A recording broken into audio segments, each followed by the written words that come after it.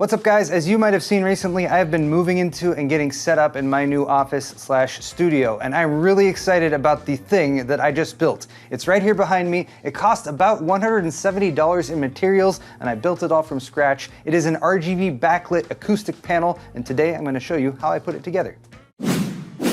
Excellent!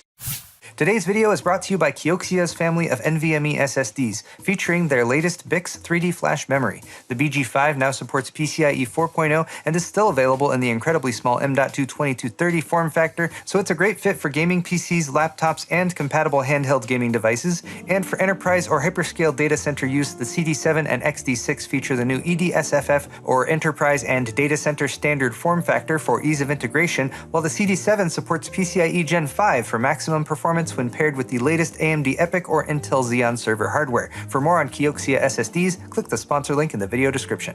So my goals for this RGB acoustic foam panel were to provide some sound dampening for my office, to kill the echo a little bit, to look cool in my set background with some RGB backlighting, to be lightweight and easily removable from the wall if I wanted to, as well as removing or potentially upgrading the RGB setup if I want to down the line as well, maybe going with an addressable kit or something like that, and to stay reasonably inexpensive. So for the backing, to hold everything together, I went with this PLASKOLITE 4-foot by 8-foot white sheet. It's kind of like a piece of corrugated plastic, a little bit like cardboard, but a little bit more thicker and slightly more durable, although it's definitely not indestructible. And it's only $35, so that will be a nice surface to build on top of. I also got some wood, giggity. This is just to provide a backing and to help it stand off the wall a little bit. These are 8-foot lengths. They're 1 inches by 3 inches. I think they're pine, but they were just $5 each. 4 of them for $20 total. Then I got this RGB LED kit from Amazon. It was actually only $11.60 with a 15% off coupon, so about $10 for 32 feet of RGB LEDs, as well as the controller unit and the AC adapter. And I actually got 2 of these kits, but I only ended up using 1. I also got 2 sets of acoustic foam panels. These are 24 packs. They cost about $42. These are listed as mushroom panels. It's a design I hadn't seen too often before, but I think it still looks pretty cool. A 24 pack is $42, and since I only needed 21, I could have gotten away with 1 of these. I ended up ordering 2, so I had more to choose from since all the foam wasn't created equally. But if you're really trying to stick to a budget, you can probably get away with 1 of these. I also needed to mount everything, so I used dual-sided tape that was $12. I had some black spray paint that was about $2. Beyond that, I used some fasteners, screws, and washers that I already had on hand, so you may or may not account that as part of the cost. If you do need to buy this stuff new, it might be $10 to $30 depending on what you need. For tools, I used a glue gun, my drill and driver set, and my skill saw circular saw, so you don't need a full workshop in order to get this done. So if you add all that up, on the low end, you could actually assemble this for around maybe $120 to $130. Since I had extras like 2 sets of RGB kits, 2 foam panels, and some spray adhesive that I didn't use, for example, my cost was closer to $175 to $200, but as you'll hopefully see as I go through this build, it's pretty flexible, so you could make it smaller or bigger to fit your needs. Here are my acoustic foam panels. We just kind of laid a bunch of them out yesterday because they actually come with these instructions. For the flat packed ones, you have 2 options. You can either get them wet, wring them out, and then run them through the dryer for 20 to 25 minutes to sort of reinflate them, or you can just let sit for 24 to 48 hours. It's been maybe, I don't know, 18 to 20 hours at this point, and some of them have actually reinflated pretty well. But then you got some that have just sort of edges, you know, that you can tell was along the edge during shipping that is still a little squished down. Some like this one over here that seem like they're not recovering very well at all. I guess this is about what they should look like, and now you can see a little bit more of the kind of contour of the, it's like they're not pyramids, but they do have, I don't know, a little bit of contour and a gap in between. So I'm hoping that looks cool, some light shining down over it. And hopefully these also do a decent job at actual, you know, noise cancellation and stuff like that. I think I might take a couple more of these packs home and do the dryer thing with them and see if that works a little bit better, as well as some of the squished ones down here. But before I do that, I got a reality check and do some measurement now that I have the bookshelf over there to figure out how I'm actually gonna lay things out here. So here would be the full complement of 8 tiles this way. That's 8 feet that way by 4 tiles this way. So that's 4 feet by 8 feet, and you maybe can tell if I were to transfer that up to the wall, it would take up a significant amount of this wall space, leaving me just a little bit of a gap over there by the shelf unit, and then just a tiny bit of space over there. And I am hoping to put a small set of cupboards there and a small countertop going back to the corner. I'm also hoping to kind of center it under these 2 bulbs, these 2 light fixtures up there, which right now I couldn't really do. It's sticking out too far on the left, and I need to shift it over to the right, and it would conflict with this. So rather than doing 4 by 8, I think I'm going to cut it down 1 square on either side. So, you know, finish that out to make the rectangle and then transfer that up to the wall. And yeah, it's just a bit more reasonable, a bit less overbearing. It might even let me do, I don't know, maybe a small shelf either above or below. I'll figure that out later. Need to figure something out for these outlets down here as well, but for now, I think I've decided this, so I'm gonna take all this stuff back home and see if I can assemble my RGB backlit acoustic panel. All right, so I'm home now. I brought the foam squares with me so I could try the dryer trick, and I am working inside as much as I can. The plan is to cut this piece down to size, which I can just do with my razor blade. I need to measure, of course, first, so I've marked actually about 1 foot plus 1/2 inch in on either side because I want the foam pieces to overlap the edges a little bit and stick out so you can't see the edge of this thing. So I just need to draw my line down there and one more line over here and then make my cuts. Thankfully my new tape measure has a locking mechanism that really helps with that. Then I will spray paint the panel, and then while that dries I'll work on building the wood frame that's going to go behind it.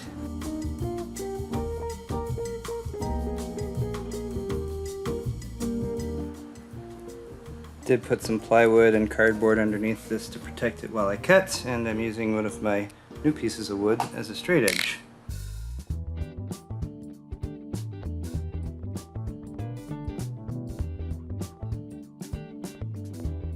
And there it is, from 4 foot by 8 foot to 3 foot by 7 foot.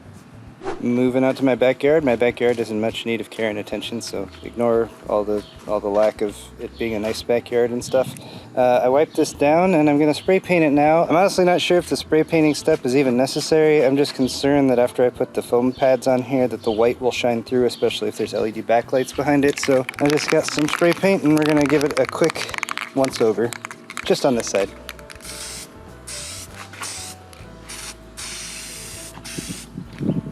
Great job so far. Yeah, it's looking great, right? Sure. Okay, at this time I've used up this entire can of spray paint, which is okay. This was very inexpensive spray paint. And like I said, I'm not even sure if this step is necessary. I hope it's not, because as you could tell, wasn't able to get full coverage on this. Was mostly focusing on trying to get the edges darkened up a little bit more so than the center, which is quite blotchy. But hopefully this is good enough for now.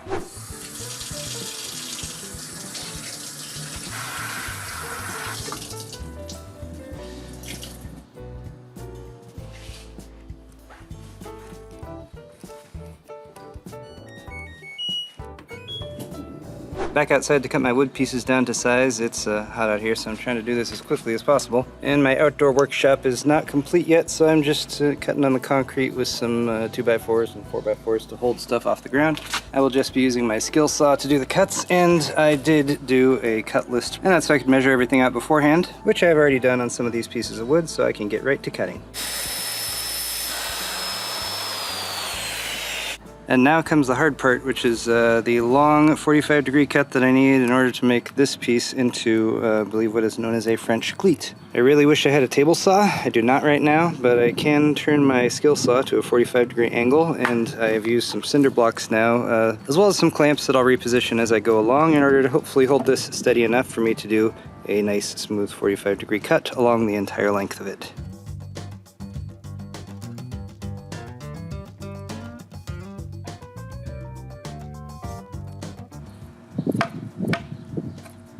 There we go. Not too bad considering the other thing I couldn't find is the guide for my skill saw. I don't know where that went, so just doing that by eyeball.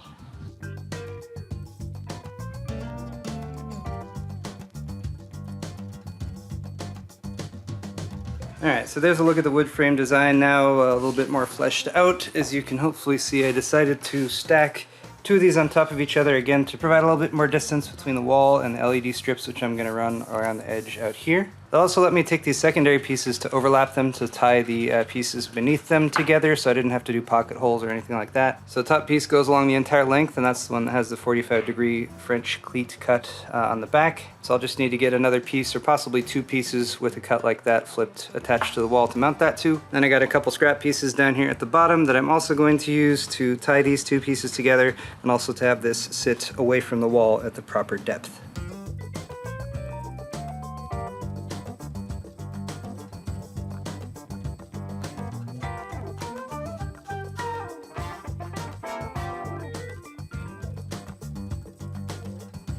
Alright, so the frame is assembled and I have taped it as best as I can after centering it as best as I can, leaving the right amount of gap on the sides, I hope. And what I should do now is probably glue the plastic to the wood, but who's got time to wait for glue to dry? Why don't I just use more screws? And I've got some big fat washers. Thank goodness, they fit. Alright, cool.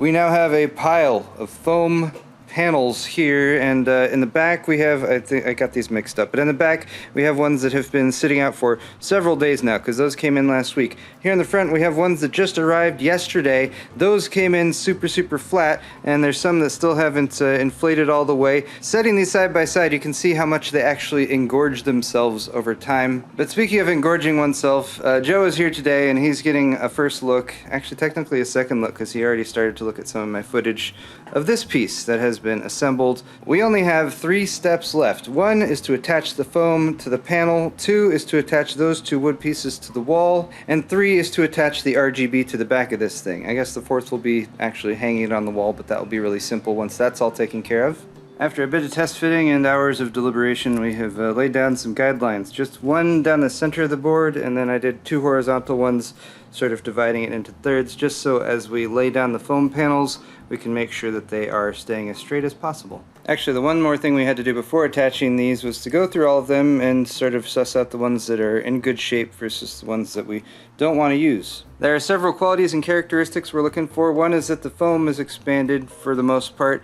2 is these peaks right here. They're sort of shaved on the sides, you can kind of tell here, and it's not all uniform. So even these might not be 100% centered, but the distance from this point to this point is at least roughly the same on all of these. We also want a backing that's nice and flat. We noticed that some of them sort of have little pockets or spots where they're not as flat, so we're kicking those out. And then of course any with squished corners or anything like that we're not using as well. So these appear to be the 21 that are in the best shape and that seem to match up the most, at least by my eye. So now we can attach these to the backing. And now we're back to the office. We have double-sided adhesive tape, we've got the separated good foam pads, and we have this here. The issue at home was we could either work outside where we had space and ventilation, or we could work inside where we had air conditioning. So now, because we're not using the spray adhesive, we do not need ventilation, and we don't need to be outside. We can be inside where there's air conditioning, and that should keep this plastic piece from warping, which it was doing pretty badly. It has flattened back out though, so that's good.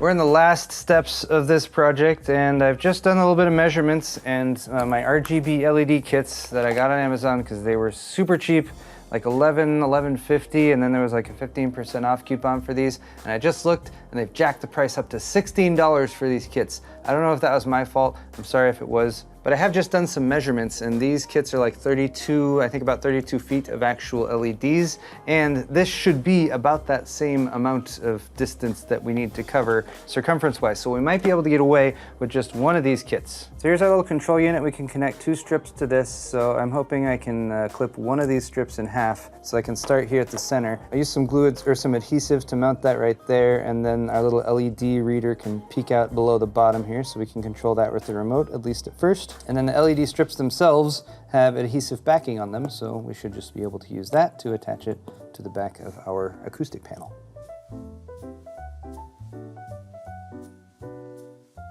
The remote. Ta-da! Cool. All right, well, they work.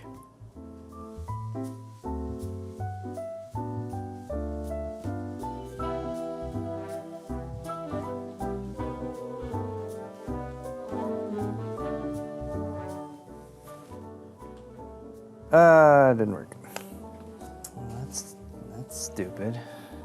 So here's our corner connector here. It wasn't working at first. I did get it to work by fiddling around with it and just wiggling it. The initial cut I made here didn't leave a whole lot of contact points there, so I actually just cut 3 more LEDs off because you can cut these pretty frequently. And that's giving me more contact there to work with, so hopefully that will solve that problem somewhat. The most annoying thing that I found is clearing away this waterproofing strip that's on top, so you're left with just the actual LED strip itself.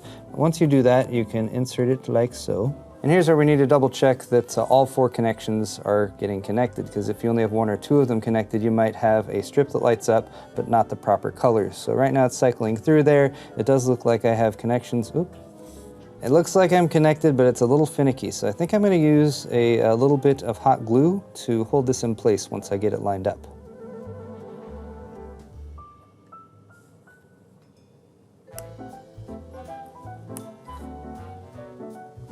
There. Perfect. I suggest an easier solution, but Honestly, that's totally fine.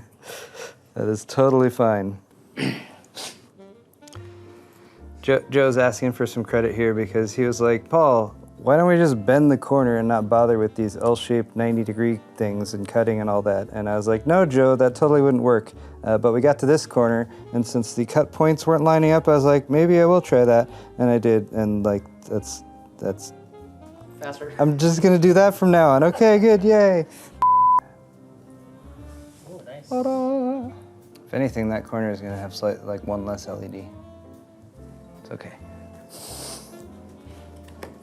Still easily can be carried by just 1 person. No, you can't turn around there, haha. Yeah, I don't think I have enough room to do a 180 with this. Hold on. All right, there we go.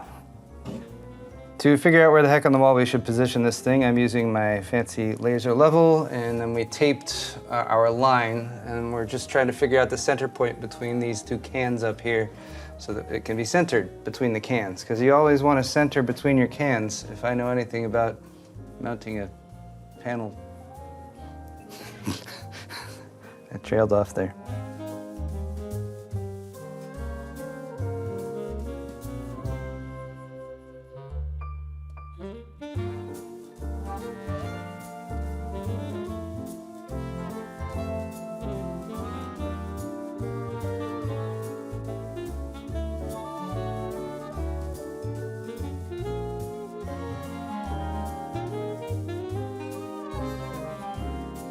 So we now have the RGB acoustic panel assembled, mounted to the wall. We somehow managed to even get it pretty much level and straight and centered below these 2 LED lights here, and these lights have now been replaced with the LEDs that I purchased, which do have RGB capability, but that's not set up quite yet. Everything here is just running in dumb mode for now. But part of the reason I wanted to build this is because I've just moved from my set in my garage, which I worked in for quite some time, 8 or 9 years, and I did a lot of setup and building there over the years. And a lot of people said that they really liked that set. So I wanted something back here behind me in my new studio that would be a little bit evocative of that, would hopefully look pretty nice, would be somewhat functional in that it should hopefully kill some of the echo in here, and also have that cool RGB backlighting that I can adjust and change over time. Another thing I really appreciated about this finished project is just how lightweight it is to lift up and move it and to mount it to the wall. And because, as mentioned, I have a pretty bare bones cheapo RGB kit on the back of this, I could easily pull it off the wall, strip that off, and then replace it with something a little bit fancier if I want to down the line.